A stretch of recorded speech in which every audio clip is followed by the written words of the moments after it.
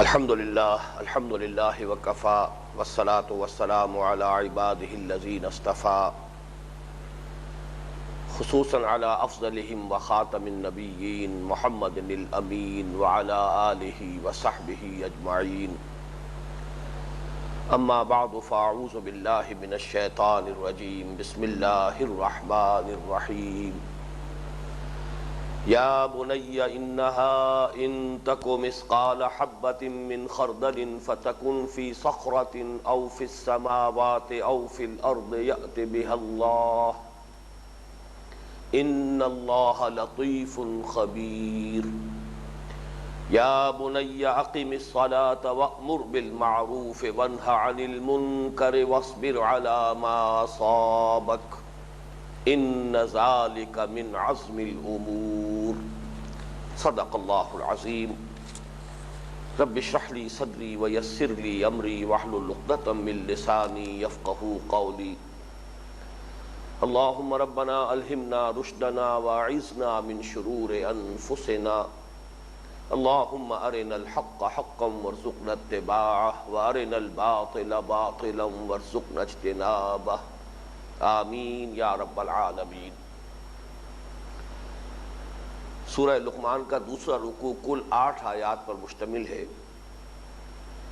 جن میں سے 4 آیات کا ہم مطالعہ کر چکے ہیں اور 4 آیات باقی ہیں۔ پہلی 4 آیات جن کا ہم مطالعہ کر چکے ہیں، ان میں سے 3 آیات اللہ تعالیٰ کی طرف سے ہیں اور صرف 1 آیت ہے کہ جو حضرت لقمان کی نصیحت پر مشتمل ہے۔ بقیہ جو 4 آیات ہیں یہ کل کی کل حضرت لقمان کی نصاحت پر مشتمل ہے۔ ان میں سے 2 آیات کا مطالعہ انشاءاللہ ہم اس نشست میں مکمل کریں گے اور بقیہ 2 آیات کا پھر اگلی نشست میں۔ آیت نمبر 5 یا حضرت لقمان کی نصیحتوں میں آیت نمبر 2، یا بنی انہا ان تک مثقال حبۃ من خردل فتکن فی صخرۃ او فی السماوات او فی الارض یأت بها اللہ ان اللہ لطیف خبیر۔ اے میرے بچے، اگر ہو وہ، انہا، یہ ہا کی ضمیر جو ہے اس کا کوئی مرجع یہاں پر لفظاً موجود نہیں ہے۔ اسے نحو میں کہا جاتا ہے ضمیر شان یا ضمیر قصہ، اس لیے کہ انہ کا لفظ آتا ہے تاکید کے لیے اور یہ جملہ اسمیہ پر آتا ہے۔ لیکن اگر کہیں یہی تاکید مقصود ہو کسی ایسے جملے میں کہ جس کی صورت جو ہے وہ جملہ فعلیہ کی ہے، آگے فعل آ رہا ہو، تکو یہ فعل ہے، تو ظاہر بات ہے کہ اس پر براہ راست انہ داخل نہیں ہو سکتا، اس کے لیے کوئی درمیان میں ضمیر لانی پڑتی ہے۔ یہ ضمیر شان اگر فعل مذکر ہو تو ضمیر شان اور فعل مؤنث صیغے میں ہو تو ضمیر قصہ کہلاتی ہے۔ مراد اس سے کیا ہے؟ انہا ای الحسنۃ او السیئۃ، اے میرے بچے وہ یعنی کوئی نیکی یا کوئی بدی، ان تکو مثقال حبۃ من خردل،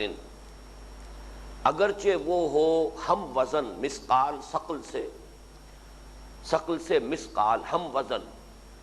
حبتن دانہ، ایک دانے کے ہم وزن ہو، اور دانہ بھی خردلن، رائی کے دانے کے ہم وزن ہو۔ یہ عربی زبان میں ظاہر بات ہے کہ زبان جو ہے وہ انسانی مشاہدات سے بنتی ہے۔ چھوٹی سی چھوٹی چیز کے لیے عربوں کے مشاہدے میں جو چیزیں آتی تھیں وہی قرآن مجید نے اس مقصد کے لیے اختیار کی ہیں۔ خردل، رائی کا دانہ،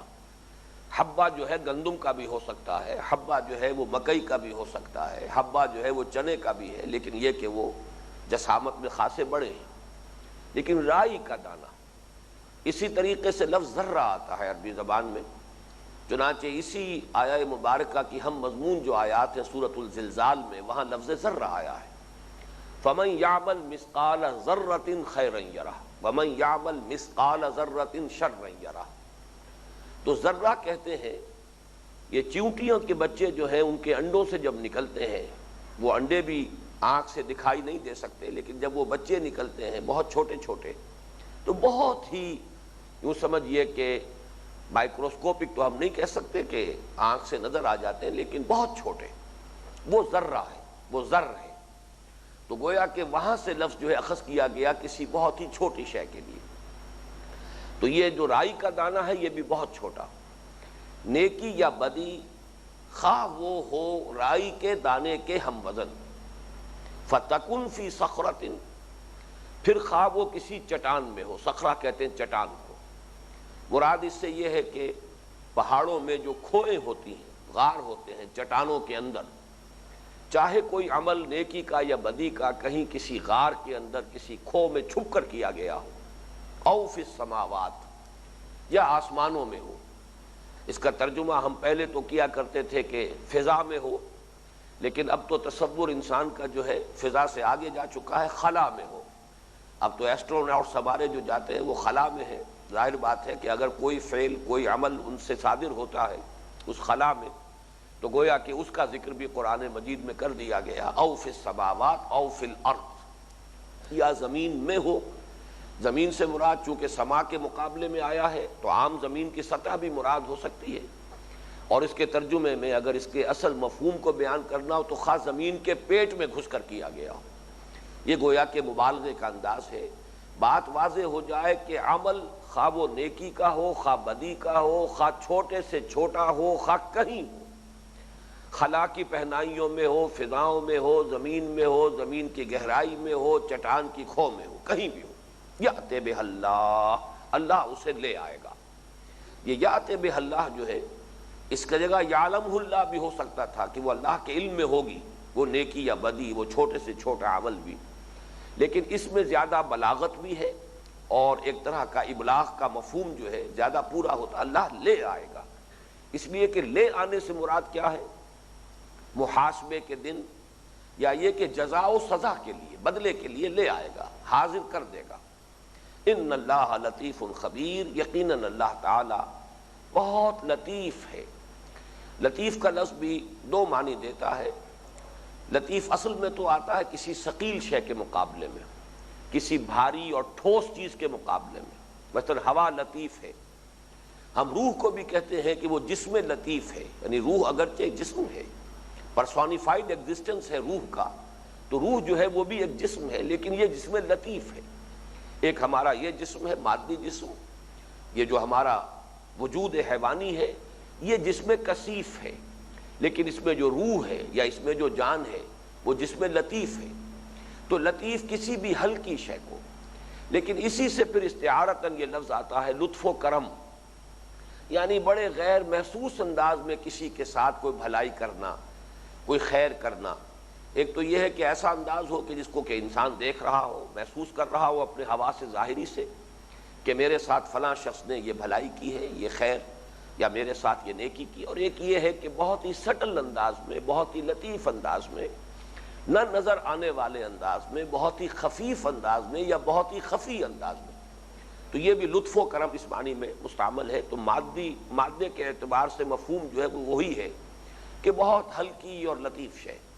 یہاں اس کا مفہوم ہے اللہ لطیف ہے، نہایت باریک بین ہے، کوئی شے اس کے علم سے باہر نہیں ہے.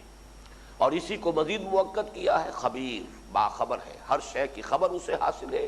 ہر شے سے ہر آن باخبر ہے. اور اس کی باخبری کی کیفیت یہ ہے کہ نہایت باریک بین، کوئی چھوٹی سی چھوٹی حقیر سے حقیر شے بھی اس کے علم سے باہر اور اس کی نگاہوں سے دور نہیں ہے. یہ جو آیہ مبارکہ ہے اب اس پر نوٹ کیجئے اس اعتبار سے کہ حضرت لقمان کی نصیحتوں میں بھی یہ دوسری نصیحت آئی، اور جو حکمت قرآنی کے جو ہم مبادیات کا مطالعہ کر رہے ہیں اس رکوع کے حوالے سے، اس میں بھی نوٹ کیجئے دوسری شے یہ ہے، انسان اگر اپنی فطرت سلیمہ کی رہنمائی میں عقل سے کام لے، عقل غور و فکر کرے لیکن فطرت سلیمہ کی رہنمائی میں، تو پہلی حقیقت تو جو اس پر منکشف ہوگی وہ اللہ کی توحید، اللہ کے شکر کا جذبہ اس میں سے ابھرے گا، توحید کا التزام کرے گا. دوسری حقیقت یہ منکشف ہوگی کہ انسان کے اعمال ضائع ہونے والی چیزیں نہیں ہیں. انسانی اعمال کے نتائج نکل کر رہیں گے. نتائج کہاں نکلیں گے، کب نکلیں گے، کس طرح نکلیں گے، کس صورت میں نکلیں گے، یہ معاملہ ذرا مختلف ہے. میں بعد میں اس کی وضاحت کروں گا کہ یہ تفاصیل صرف نبوت کے ذریعے سے معلوم ہو سکتے ہیں،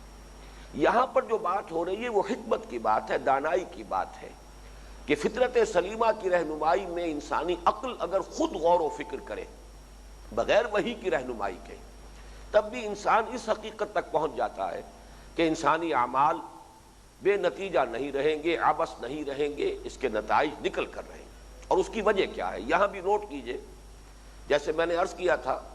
کہ شکر الہی کے لیے دو چیزیں تھیں، کہ ایک فطرت صحیح ہو جس کا نتیجہ یہ ہے کہ جذبہ تشکر موجود ہو، دوسرے عقل نے اپنے اصل منعم کو پہچان دیا ہو۔ تو یہ فطرت سلیمہ اور عقل سلیم کے امتزاج سے انسان کا جذبہ تشکر مرتکز ہو جاتا ہے ذات باری تعالیٰ پر۔ اسی طریقے سے یہاں بھی فطرت کا تقاضا یہ ہے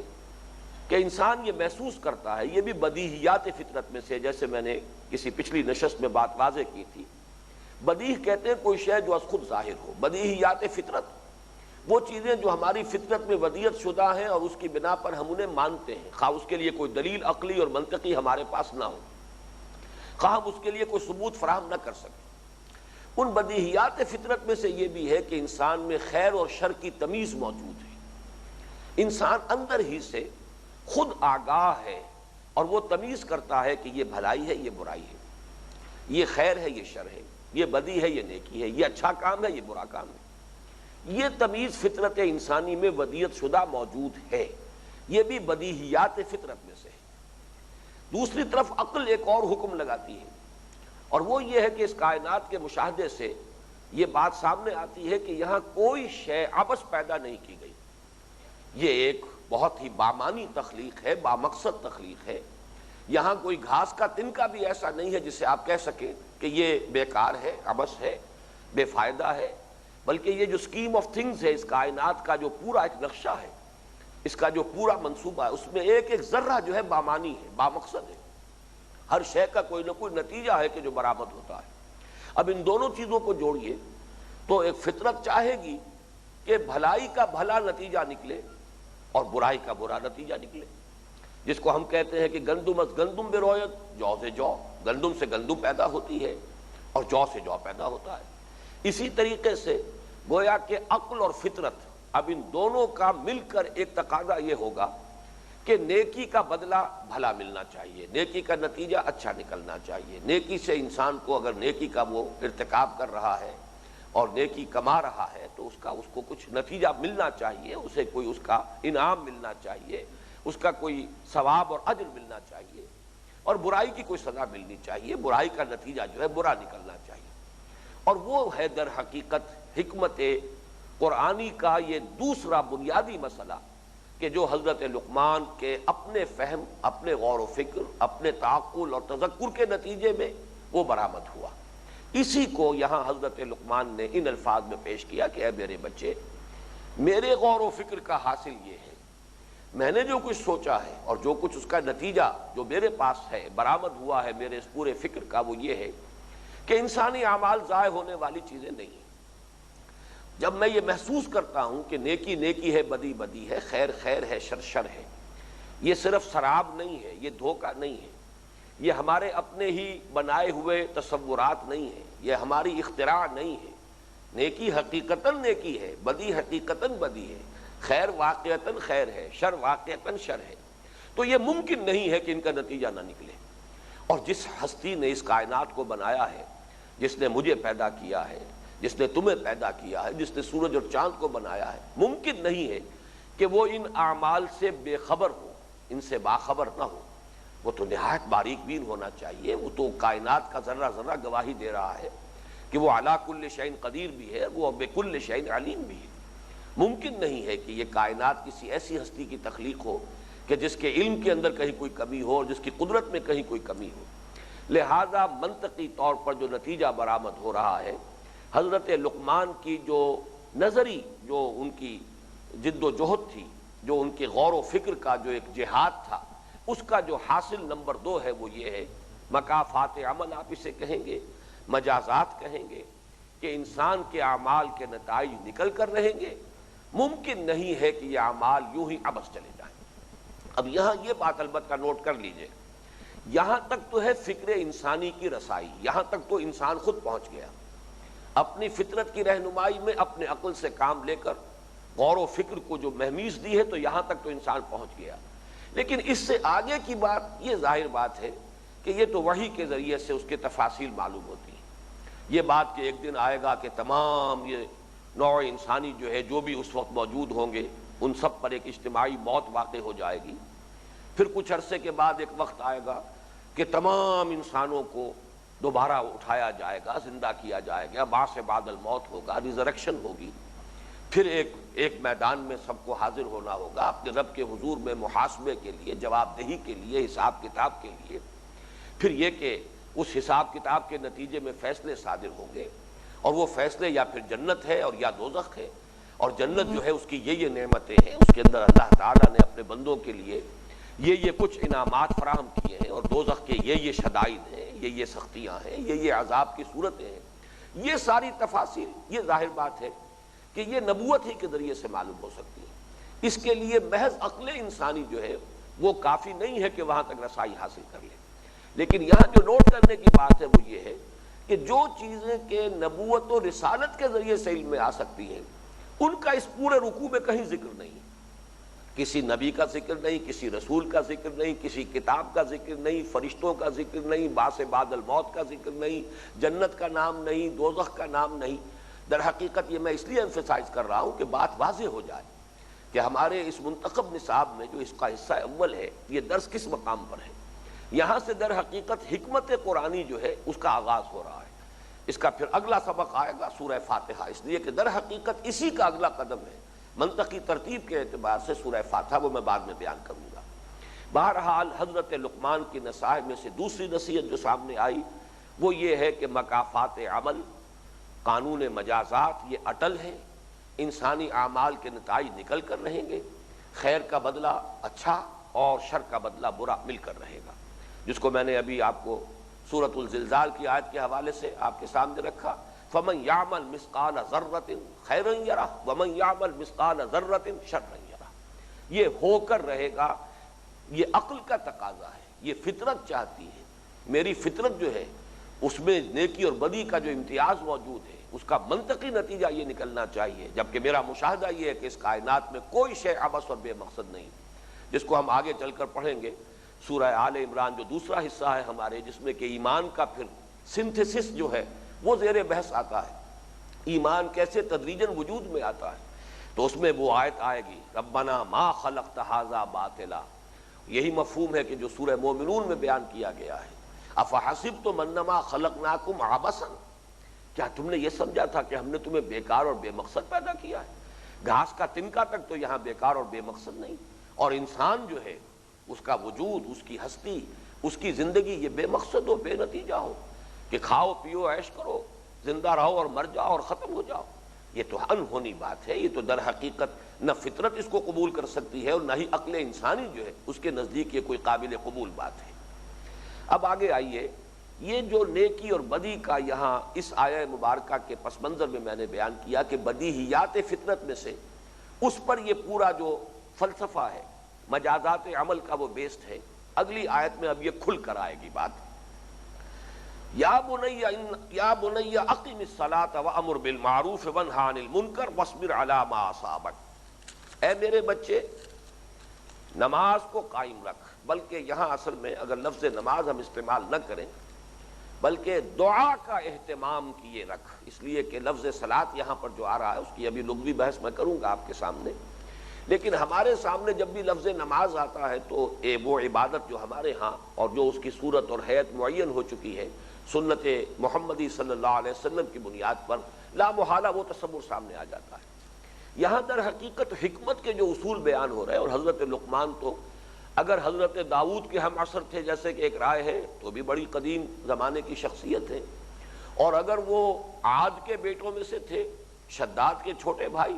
تو وہ تو اور بھی بہت پرانے, سمجھیے کہ کم سے کم 6000 سال پرانی شخصیت ہے. اس اعتبار سے یہاں لفظ صلاۃ کا مفہوم وہ نہیں ہو سکتا کہ جو ہمارے ذہنوں میں فوراً آتا ہے جب بھی یہ لفظ آئے گا تو اس کا ایک خاص مفہوم, خاص حیت, خاص قسم کی ایک عبادت کی جو صورت ہے وہ ہمارے ذہن میں آتی ہے. اس لیے بہتر ہے کہ یہاں ترجمہ کیا جائے, اے میرے بچے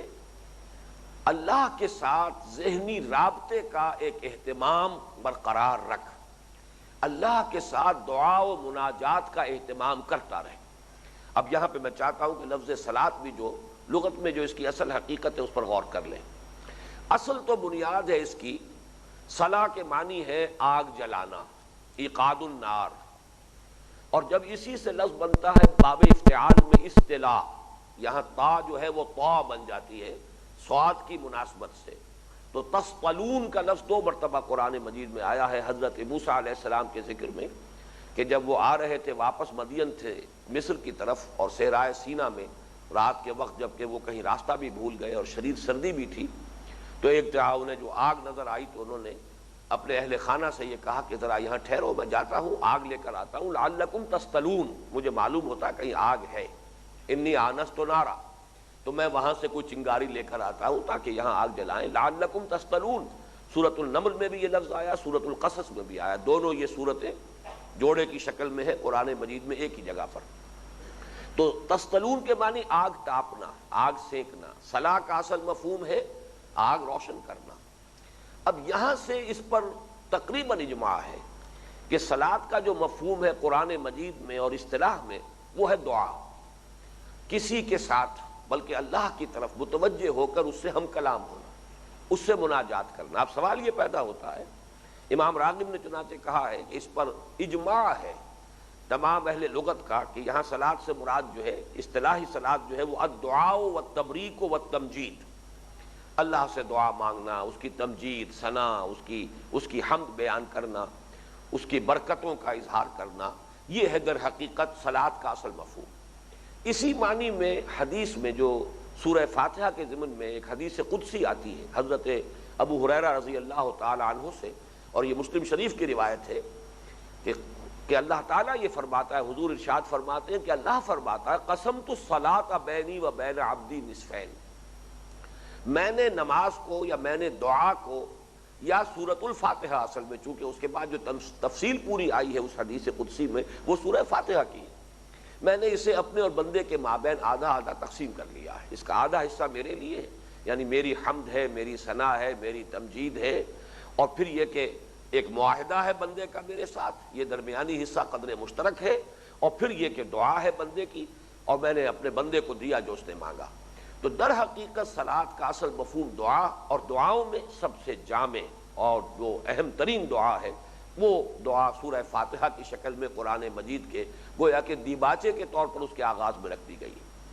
اب سوال یہ ہے کہ یہ جو اصل اس کا جو لغوی اس کی جو بنیاد ہے، اس کا جو اصل مفہوم ہے لغت میں، اس سے کیا تعلق ہے اس دعا کا؟ میری سمجھ میں جو بات آتی ہے واللہ عالم وہ یہی ہے کہ در حقیقت اس میں بھی وہی راز مضمر ہے کہ ہمارے وجود میں ایک حقیقت لطیفہ ہے جو مضمر ہے، ایک ہمارا یہ جسم کثیف ہے جو ابھی میں نے بیان کیا جو نظر آتا ہے، میں آپ کے جسم کو دیکھ رہا ہوں، آپ میرے جسم کو دیکھ رہے ہیں، لیکن ایک ہمارا وہ وجود روحانی ہے، وہ جسم لطیف ہے، وہ نظر نہیں آتا، لیکن یہ کہ اس کی حرارت کو برقرار رکھنے کے لیے، اس میں حرارت اور تازگی برقرار رکھنے کے لیے، اس میں حرارت زندگی برقرار رکھنے کے لیے، اس روح کے لیے بھی زندگی درکار ہے، اس میں بھی حرارت درکار ہے، وہ بھی چاق و چوبند ہو، اس میں بھی حرکت ہو، وہ بھی بیدار ہو، یہ کیفیت جو ہے یہ در حقیقت دعا سے پیدا ہوگی، اللہ کے ساتھ مناجات ہوگی۔ یہ مضمون اگر یاد آیا ہو تو سورۃ آیت البر میں بھی آ چکا ہے کہ وہاں جو پہلے ایمان کا تذکرہ آیا، ایمان کی جو شرط لازم ہے نیکی کے لیے، وَلَٰكِنَّ الْبِرَّ مَنْ آمَنَ بِاللَّهِ وَالْيَوْمِ الْآخِرِ وَالْمَلَائِكَةِ وَالْكِتَابِ وَالنَّبِيِّينَ، پھر نیکی کی عملی مظاہر میں سے ذکر ہوا وَآتَى الْمَالَ عَلَىٰ حُبِّهِ ذَوِي الْقُرْبَىٰ وَالْيَتَامَىٰ وَالْمَسَاكِينَ وَابْنَ السَّبِيلِ وَالسَّائِلِينَ وَفِي الرِّقَابِ، اور اس کے بعد ان دو عبادات کا ذکر ہے جو میں نے عرض کیا تھا کہ ستونوں کے مانند ہیں، ایمان کو تازہ رکھنے کے لیے، ایمان میں حرارت برقرار رکھنے کے لیے نماز، اور وہ جو انفاق کا جذبہ ہے اسے دوام عطا کرنے کے لیے، اس جذبے کو انسان کے اندر قائم اور دائم رکھنے کے لیے، برقرار رکھنے کے لیے زکوٰۃ ہے۔ وہی بات یہاں آ رہی ہے کہ ایمان، یہاں پر جو معاملہ آیا تھا کہ پہلی بات یہ ہے حکمت کا پہلا تقاضا اللہ کا پہچاننا، اللہ کی توحید کا التزام کرنا، اللہ کا شکر کرنا۔ اب اللہ کے ساتھ ایک ذہنی رابطہ رکھنا چاہیے، اس لیے کہ ظاہر بات ہے کہ انسان دنیا کی اپنی مشغولیتوں میں، دنیا کی مصروفیات میں بھول جاتا ہے، اسے نسیان لاحق ہوتا ہے، لہذا اس کو تازہ کرتے رہنا چاہیے۔ اللہ کے ساتھ اپنا ذہنی اور قلبی رشتہ استوار رکھنے کے لیے کوئی دعا، کوئی مناجات، وقفے وقفے سے اس کے سامنے، اس کے حضور میں حاضر ہو کر میڈیٹیشن اسے کہہ لیں، مراقبہ کہہ لیں، اس کے ساتھ ایک لا لگانے کی کوشش جسے ہم کہتے ہیں محاورے میں، اللہ کے ساتھ لا لگائی جائے، اس کے ساتھ ایک ذہنی تعلق جو ہے وہ استوار کیا جائے، اس کے ساتھ ایک روحانی رشتہ جو ہے اسے تازہ کیا جائے۔ اور اس تازہ کرنے میں مجھے چونکہ وہ حفیظ جالندری صاحب کا شعر بہت پسند ہے، نماز کے بارے میں، سجدے کے بارے میں خاص طور پر بڑی پیاری بات اس نے کہی ہے، سرکشی نے کر دیے دھندلے نقوش بندگی، آؤ سجدے میں گرے لوح جبی تازہ کرے۔ ہماری پیشانیوں پر جو بندگی کا ایک نشان ہے یہ دھندلا جاتا ہے مصروفیات کی وجہ سے، بلکہ یہاں تو اور زیادہ خوبصورت تصور دیا ہے سرکشی، نفس کے اندر جو سرکشی ہے، کلا ان الانسان لیطغی، یہ اندر سے جو سرکشی کے، معصیت کے، جذبات کے، شہوات کے، خواہشات کے طوفان ہمارے اندر سے اٹھتے ہیں، اس کی وجہ سے یہ بندگی کا نقش دھندلا جاتا ہے۔ اس کو تازہ کرنے کی ضرورت ہے، اس کو اور اجاگر کرنے کی ضرورت ہے، بار بار اجاگر کرنے کی ضرورت ہے۔ تو آؤ سجدے میں گرے لوح جبین تازہ کریں۔ تو میں یہاں جو عرض کر رہا ہوں وہ تو اس سے ذرا اور پہلے کی بات ہے۔ سرکشی تو گویا کہ اگلا مرحلہ ہے جس سے کہ وہ نقش بندگی جو ہے دھندلا جاتا ہے۔ اس سے پہلے ہے غفلت، مصروفیت، مشغولیت، جس کو اقبال نے صحیح تعبیر کیا ہے کہ کافر کی یہ پہچان کے آفاق میں گم ہے اور مومن کی یہ پہچان کے گم اس میں ہے آفاق۔ یہاں رہنا ہے لیکن بلند تر ہو کر رہنا ہے، اسباب کے اندر گھرے ہوئے رہنا ہے، اسباب میں جکڑے ہوئے رہنا ہے۔ ہمارا رواں رواں جو ہے عالم اسباب میں جکڑا ہوا ہے، ہمارا پورا وجود، ہمارا یہ پورا جو وجود حیوانی ہے، وجود جسمانی ہے، یہ تو جو بھی قوانین طبیعہ ہیں ان کے اندر جکڑا ہوا ہے۔ اس کے اندر جکڑے ہوئے ہونے کے باوجود پھر یہ کہ پورا سلسلہ اسباب ہے جس کے اثرات ہم پر مترتب ہوتے ہیں، ان سب کے زیر اثر ہونے کے باوجود بازار سے گزرا ہوں خریدار نہیں، انسان اس کیفیت میں زندگی گزارے، یہاں رہے لیکن اس کے ساتھ دل نہ لگائے، اس سے حقیقی قلبی رشتہ استوار نہ کرے، اس کے ساتھ جو ہے اس کو اپنے ذہن کے لیے ایک حجاب نہ بننے دے، اپنے دل کے اوپر ایک پردہ نہ بننے دے، بلکہ اللہ کے ساتھ ایک ذہنی ربط قائم رہے۔ وہ ذہنی ربط قائم رکھنا یا قلبی رشتہ استوار کرنا در حقیقت یہ ہے کہ جس صلاۃ کا اصل مقصود ہے۔ اب اس صلاۃ کی حیت کیا ہو، اس میں کیا الفاظ ادا کیے جائیں، جیسے کہ ایک حدیث میں آتا ہے کہ حضور نے فرمایا یہ سورہ فاتحہ جو ہمیں عطا ہوئی ہے، ایسی کوئی سورت کبھی بھی اللہ تعالیٰ نے اپنی کسی کتاب میں نازل نہیں کی، یہ جامع ترین صلاۃ ہے، جامع ترین مناجات ہے۔ یہی وجہ ہے کہ وہ ہمارے نماز کا جزو لازم بنا دیا گیا، لا صلاۃ لمن لم یقرأ بفاتحۃ الکتاب، جو شخص یہ سورہ فاتحہ کی تلاوت نہیں کرتا اس کی تو کوئی نماز ہی نہیں، ہر رکعت کا جزو لازم ہے۔ تو یہ تو گویا کہ اللہ نے ہمیں عطا کیا، لیکن یہ کہ جو آپ کو سامس، بک آف سامس ملتی ہے، جو تورات کا، اولڈ ٹیسٹمنٹ کا ایک جز ہے، وہ کیا ہے؟ مناجاتیں ہیں، حمد کے ترانے ہیں۔ حضرت داؤد علیہ السلام وہ ترانے جو ہے جب الاپتے تھے in the small hours of the morning جنہیں آپ کہتے ہیں، پچھلے پہر، رات کے پچھلے پہر، اس وقت جو ہے وجد کی جو کیفیت پیدا ہوتی تھی، پہاڑوں پر بھی اور پرندوں پر بھی وہ شریک ہوتے تھے حضرت داؤد علیہ السلام کے ساتھ اس مناجات میں، اس حمد میں۔ تو معلوم یہ ہوا کہ اس کی شکلیں مختلف ہوں گی۔ ہمیں جو نماز عطا کی گئی ہے وہ محمد الرسول اللہ صلی اللہ علیہ وسلم کے ذریعے سے وہ یہ نماز ہے جو ہمیں عطا ہوئی، اس کا ایک نظام ہے، اور اس میں بھی در حقیقت نظام کے حوالے سے نوٹ کر لیجئے کہ لفظ اقامت ہے، قائم رکھو، قائم رکھ، یعنی کبھی کبھی کیجولی، کبھی کبھی وقفے سے نہیں، بلکہ یہ تو جیسے کہ ہماری اس حیات مادی کے لیے جیسے کہ ہوا اور پانی لازم ہے، اسی طریقے سے اس حیات معنوی کے لیے، اس باطنی حقیقت کو اپنی صحت پر برقرار رکھنے کے لیے جیسے ہمارے اس وجود مادی کو غذا کی ضرورت ہے، ایسے ہی اس کی تقویت کے لیے، اپنے اس باطنی وجود اور روح کی تقویت کے لیے یہ ذکر، یہ یاد اللہ کی، اس کے ساتھ یہ رشتہ ذہنی اور قلبی، اور اس کے ساتھ مناجات اور دعا۔ اسی لیے کہا گیا دعا مخ العبادہ، الدعاء هو العبادہ، دعا ہی تو عبادت کا اصل جوہر ہے، اور اصل میں تو دعا ہی تو عبادت ہے، در حقیقت یہ اصل اس کی روح جو ہے عبادت کی وہ دعا ہے۔ تو اس کو قائم رکھو، یہ قائم رکھنا اب ہوگا سلو کما رأیتمونی اصلی، پھر اس کے اوقات، ان کی تمام آداب، اس کی شرائط کا التزام، وہ پورا ایک نظام بن جاتا ہے۔ اور واقعتاً جو خاص طور پر جو اللہ تعالیٰ نے ہمیں نماز کا نظام عطا فرمایا، نظام صلاۃ، وہ تو ہماری زندگی کو جکڑ لینے والا ہے، پوری طریقے سے شکنجے کے اندر کس لینے والا، کہ انسان کا معلوم ہوگا کہ ایک کھوٹے کے ساتھ انسان بن گیا۔ جو حدیث مبارکہ میں اسلام کا جو نظام سیاسی ہے اس کی وضاحت کے لیے کہ اس میں آزادی کتنی ہے اور پابندی کتنی ہے، اس کا امتزاج کس طور سے ہے، اس کے لیے وہ حدیث میں بہت مرتبہ سنا چکا ہوں کہ مثل المؤمن کمثل الفرس فی اخیتہ یا آخیتہ، دو تلفظ ہیں اس کے۔ مومن کی مثال اس گھوڑے کی سی ہے جو کھونٹے سے بندھا ہوا ہے۔ تو ویسے تو یہ کہ اس سے مراد ہے اللہ کے اور رسول کے احکام، یہ کھونٹا ہے جس سے مومن بندھا ہوا ہے، لیکن یہاں میں عرض کر رہا تھا کہ نماز در حقیقت وہ کھونٹا ہے جو ایک مومن کے نظام الاوقات کو باندھ لیتا ہے، جکڑ لیتا ہے تھوڑے تھوڑے وقفے سے۔ اور اس پہ بڑی حکمتیں ہیں جو شاہ ولی اللہ دہلوی رحمۃ اللہ علیہ نے بڑی تفصیل سے لکھی ہیں کہ ان حکمتوں میں اوقات نماز کا جو معاملہ ہے یہ کن حکمتوں کی بنیاد پر ہے۔ اللہ تعالیٰ نے کوئی چیز جو ہے حکمت کے بغیر کوئی حکم نہیں دیا ہے، تمام احکام جو ہے وہ حکمت پر مبنی ہے، جس کو میں اپنے اسی رکوع کے درس کے سلسلے میں جو پہلے نشستیں ہو چکی ہیں ان میں دو الفاظ استعمال کرتا رہا ہوں۔ ایک حکمت اصولی ہے جس کا تعلق ایمانیات سے ہے، معرفت خداوندی سے ہے، بنیادی حقائق سے ہے، وہ فلسفہ ہے، وہ حکمت ہے۔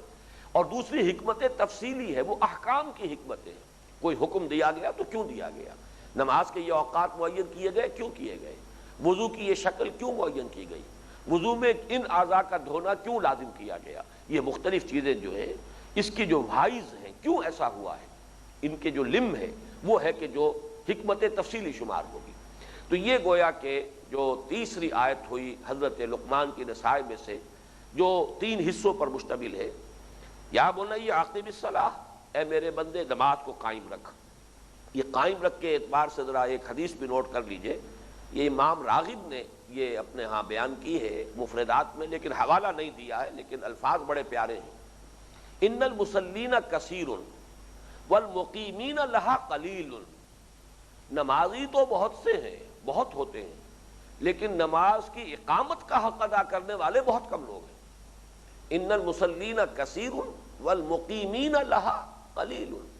در حقیقت جو مطلوب ہے وہ تو اقامت صلاۃ ہے، اس کے پورے نظام کو قائم رکھنا۔ بلکہ واقعہ یہ ہے کہ عام طور پر قرآن مجید میں مسلین کا اکیلا جب لفظ آیا ہے، ویسے تو یہ کہ ایک جگہ پر مقام مدح میں بھی آیا ہے، لیکن 2 جگہ پر مقام ذم میں آیا ہے۔ وہاں فرمایا گیا وہ مسلین کے بارے میں لم نک من المصلین، وہ تو در حقیقت یہ نہیں بلکہ یہ کہ آخری پارے میں جو آیا ہے کہ ارأیت الذی یکذب بالدین فذلک الذی یدعو الیتیم ولا یحض علی طعام المسکین فویل للمصلین الذین هم عن صلاتهم ساہون۔ تو یہاں تو ایک بربادی اور تباہی اور ہلاکت کی جو ہے وہ خبر دی گئی ہے ان مصلیوں کے لیے، ان نمازیوں کے لیے جو اپنی نمازوں سے یا تو غافل ہیں، صرف یہ ہے کہ وہ رسم ادا کر رہے ہیں، رہ گئی رسم ادا روح بلالی نہ رہی، اور یا یہ ہے کہ وہ اس میں گویا کہ وقفے وقفے سے پڑھتے ہیں، جسے ہم کہتے ہیں گنڈے دار نماز پڑھتے ہیں، اس سے غافل رہتے ہیں، جب جی میں آیا نماز پڑھ لی۔ اس اعتبار سے قرآن مجید کی جو اصل اصطلاح ہے، مسلین کا لفظ بہت کم آیا ہے، اصل لفظ جو ہے وہ مقیمین الصلاۃ، نماز کے قائم کرنے والے، اقیم الصلاۃ، نماز کو قائم کرو۔ تو یہاں بھی یہی بات آئی، یا بنی اقم الصلاۃ وامر بالمعروف وانہ عن المنکر۔ اب یہاں وہ اصطلاح بن کر آ گئی ہے ہمارے دین کی بڑی اہم اصطلاح، جو بعد میں قرآن مجید میں جو مدنی صورتوں میں آئی ہے بڑے اہتمام کے ساتھ، لیکن آغاز اس کا ہو گیا ہے اس سورہ مبارکہ میں کہ جس کو میں نے برزخی صورت قرار دیا ہے، اس لیے کہ یہ جو سورہ حج ہے اس کا کچھ حصہ وہ ہے کہ جو دوران سفر ہجرت جو ہے نازل ہوا ہے، اس میں بھی یہ اصطلاح آئی ہے۔ تو اس میں نوٹ کیجئے کہ جو سورۃ العصر میں لفظ آیا تھا وَتَوَاصَوْا بِالْحَقِّ، یہاں پر اب اس کے لیے ایک معین اصطلاح آ گئی ہے، یا بنی اقم الصلاۃ وامر بالمعروف وانہ عن المنکر۔ اب یہاں لفظ پھر نوٹ کر لیجئے، معروف منکر، وہی بدیہیات فطرت پر سارا معاملہ جو ہے وہ بیسڈ ہے، اسی پر مبنی ہے۔ معروف وہ شے ہے جو جانی پہچانی ہے، فطرت پہچانتی ہے اسے کہ یہ اچھائی ہے، بھلائی ہے، اور بلکہ فطرت کا رجحان ہے اس کی طرف، ایک میلان ہے، رغبت ہے فطرت کے اندر، اور اس کے ساتھ ہی فطرت انسانی خوب جانتی اور پہچانتی ہے کہ یہ برائی ہے، اور نہ صرف جانتی اور پہچانتی ہے، اس سے اس کو نفرت ہے، ابا کرتی ہے، اسے پسند نہیں کرتی۔ یہی وجہ دیکھیے کہ بعض احادیث میں انسان کی جو یہ اندر کا ایک مقیاس ہے، انسان کے اندر جو اللہ تعالیٰ نے ایک معیار رکھا ہوا ہے حق و باطل کے پرکھنے کی صلاحیت کا، اس کے لیے قرآن حدیث میں آتا ہے بہت سے معاملات میں استفت قلبک، اپنے دل سے پوچھو، بلکہ بعض روایات میں آیا ولا افتاک المفتی، خواہ تمہیں کوئی مفتی فتویٰ دے دے کہ بات صحیح ہے لیکن پھر بھی اپنے دل سے پوچھو، اس لیے کہ یہ دل جو ہے یہ صحیح فیصلہ کرتا ہے۔ کہیں اگر اشتباہ ہے، جیسے کہ حدیث میں آیا ہے کہ الحلال بین والحرام بین وبینہما مشتبہات، ایک تو بین طور پر حلال شے ہے، معلوم ہے قطعی طور پر کہ یہ حلال ہے، اور ایک بین طور پر حرام شے ہے، قطعی طور پر معلوم ہے کہ یہ حرام، بیچ میں کچھ ہو جاتے ہیں مشتبہات، یقین کے ساتھ نہیں کہا جا سکتا کہ اس کو حرام سمجھے کہ حلال سمجھے، تو یہ مشتبہات جو ان کے بارے میں اصل شے جس سے کہ پوچھنا چاہیے، اصل فیصلہ جس سے لینا چاہیے وہ آپ کا اپنا دل ہے، استفت قلبک۔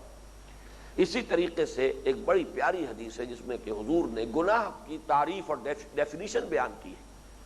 الاسم ما حاک فی صدرک وکرہت ان یطلع علیہ، گناہ وہ شے گناہ ہے کہ جو تمہارے سینے کے اندر خلجان پیدا کر دے، خلجان پیدا ہو جائے، یہ میں نے کیا کیا، یہ مجھے نہیں کرنا چاہیے تھا، یہ نہیں، یہ کام کرنے کا نہیں ہے، یہ کام بھلا نہیں، یہ کام اچھا نہیں۔ گویا کہ انسان کے اپنے اندر یہ مقیاس موجود ہے، یہ آلہ موجود ہے، یہ انڈیکیٹر موجود ہے کہ کوئی کام کرنے کا ہے یا نہیں ہے، یہ کوئی کام اچھا ہے یا برا ہے۔ تو فرمایا الاسم ما حاک فی صدرک، اس لیے کہ نیکی سے، جیسے آیت البر میں بھی میں نے عرض کیا تھا کہ بر کیا ہے، بر اور بر اس کا در حقیقت جو مشترک مفہوم ہے وہ اطمینان کا ہے۔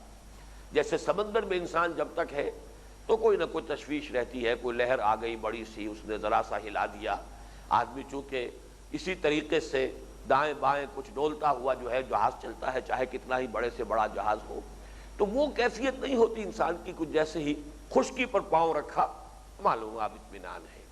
چاہے خشکی پر ہی انسان کی گھات میں جو ہے اس کی موت بیٹھی ہوئی ہو، لیکن یہ کہ ایک انسان کی فوری کیفیت یہ ہوتی ہے کہ تشویش ختم ہو گئی اور اطمینان۔ تو بر اور بر میں یہی رشتہ ہے، بر وہ شے ہے کہ جو فطرت انسانی میں سکون اور اطمینان، میں نے وہ نظم بھی انگریزی کی کوٹ کی تھی، charities that soothe and heal and bliss, یہ تو در حقیقت انسان کے زخموں کے اوپر مرہم رکھے جانے کی سی کیفیت ہے۔ آپ کے اپنے وجود کے اندر اگر آپ نے کوئی غلط کام کیے تھے، اس کی وجہ سے اندر ہی ایک بے چینی ہے، بے کلی ہے، ایک تشویش ہے، اب کوئی نیکی کا کام کریں گے اس سے گویا کہ ایک سودنگ ایفیکٹ آپ محسوس کریں گے خود اپنے باطن کے اندر۔ تو یہاں بھی وہی مفہوم ہے کہ الاسم ما حاک فی صدرک، گناہ وہی تو ہے جس سے کہ تمہارے سینے میں خلجان پیدا ہو جائے، وکرہت ان یطلع علیہ، اور تمہیں یہ پسند نہ ہو کہ لوگ اس پر مطلع ہو جائیں، لوگوں کے علم میں یہ آ جائے کہ اس نے یہ کام کیا ہے۔ اب اس میں واقعہ یہ میں اسے کہا کرتا ہوں کہ یہ ایک ووٹ آف کانفیڈنس ہے کہ انسان کا جو کلیکٹیو سب کانشس مائنڈ ہے، انسان کا جو اجتماعی ضمیر ہے، اس پر بھی پورا اعتماد ظاہر کیا جا رہا ہے کہ معاشرہ جو ہے بحیثیت مجموعی وہ بھی در حقیقت صحیح حکم لگاتا ہے کہ یہ خیر ہے یا شر ہے، اسی لیے جو شر ہے آپ نہیں چاہتے کہ لوگوں کے علم میں آئے، آپ کو معلوم ہے کہ یہ بات اگر لوگوں کے علم میں آئے گی تو میری حیثیت جو ہے وہ کم ہو جائے گی، لوگ مجھ سے نفرت کریں گے، میری اگر کوئی عزت ہے اس کو بٹا لگے گا، یہ ساری کیفیات ہیں کہ مجھ سے خطا تو ہو گئی ہے لیکن کسی طرح پردہ پڑا رہے تو بہتر ہے۔ تو یہ گویا کہ ڈیفینیشن ہے جو حضور نے دی ہے، الاسم ما حاک فی صدرک وکرہت ان یطلع علیہ۔ تو یہ ہے معروف اور منکر کا تصور۔ منکر وہ شے جو پہچان میں نہ آئے، اجنبی سی ہو،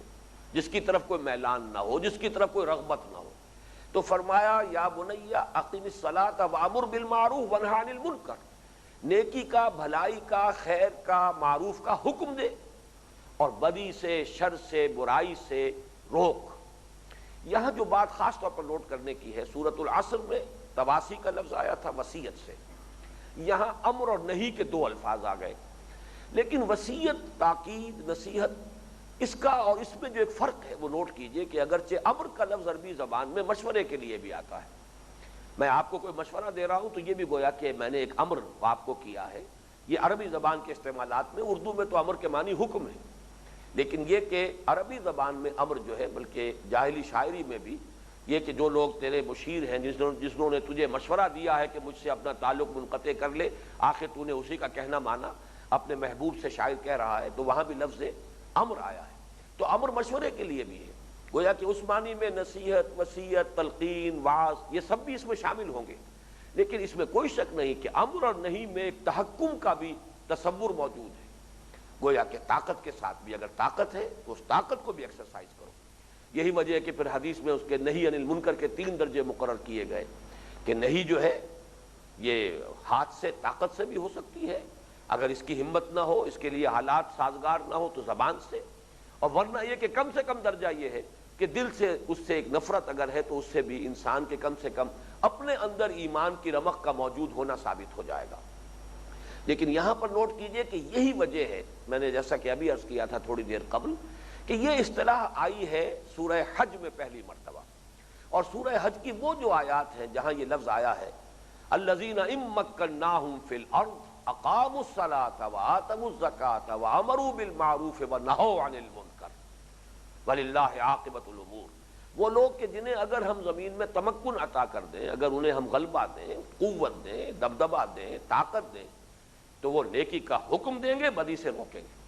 ظاہر بات ہے تمکن کا لفظ آ رہا ہے الذین ان مکناہم فی الارض، اسی لیے میں سورہ حج کے اس مقام کے درس میں یہ کہا کرتا ہوں کہ یہ مینیفیسٹو ہے محمد الرسول اللہ صلی اللہ علیہ وسلم کا، اس لیے کہ جب آپ مدینے کی طرف تشریف لے جا رہے ہیں، سفر کر رہے ہیں ہجرت کا، تو در حقیقت اس سفر کا نتیجہ کیا نکلنے والا؟ علم خداوندی میں تو ہے کہ مدینے میں جو داخلہ حضور کا ہو رہا ہے وہ ایک صاحب اختیار ہستی کی حیثیت سے ہوگا، بے تاج بادشاہ کی حیثیت سے ہوگا، وہاں مسلمانوں کا اپنا ایک نظم قائم ہو جائے گا، مسلمانوں کا اپنا ایک معاشرہ، اپنی ایک حیات ملی، خواہ وہ کتنے بھی محدود پیمانے پر وجود میں آ جائے گی۔ تو اب جب یہ ایک با اختیار معاشرہ وجود میں آئے گا تو اس کے لیے یہ ہے در حقیقت اصول جو دیے جا رہے ہیں، کیونکہ ہمارے ہاں مینیفیسٹوز جو ہوتے ہیں مختلف پارٹیوں کے الیکشن کے لیے مینیفیسٹو جو شائع کرتے ہیں، اگر ہماری حکومت بن گئی تو ہم یہ کریں گے، بالکل وہی انداز ہے اس آیت کا الذین ان مکناہم فی الارض اقاموا الصلاۃ وآتوا الزکاۃ وامروا بالمعروف ونہوا عن المنکر، وہ لوگ کہ اگر ہم انہیں تمکن عطا کر دیں، حکومت عطا کر دیں، غلبہ اور طاقت دے دیں زمین میں، تو وہ نیکی کا حکم دیں گے اور بدی سے روکیں گے۔ یہی وجہ ہے کہ پھر یہ امت مسلمہ کا جو اجتماعی فریضہ ہے اس کے لیے یہ اہم ترین اصطلاح بن گئی۔ سورہ آل عمران کی آیت نمبر 104 میں بھی آئی ہے آیت، فرمایا گیا کہ وَلْتَكُن مِّنكُمْ أُمَّةٌ يَدْعُونَ إِلَى الْخَيْرِ وَيَأْمُرُونَ بِالْمَعْرُوفِ وَيَنْهَوْنَ عَنِ الْمُنكَرِ وَأُولَٰئِكَ هُمُ الْمُفْلِحُونَ، تم سے ایک ایسی امت وجود میں آنی چاہیے جو بھلائی کی طرف دعوت دے اور نیکی کا حکم دے۔ اب یہاں پر چونکہ یدعون الی الخیر پہلے آ چکا ہے، لہذا یہاں پر امر کا لفظ جو ہے خاص طور پر تحکم کا انداز جو ہے اس کے اندر گویا کہ خود بخود موجود ہے، ورنہ تو ریپیٹیشن ہو جائے گی۔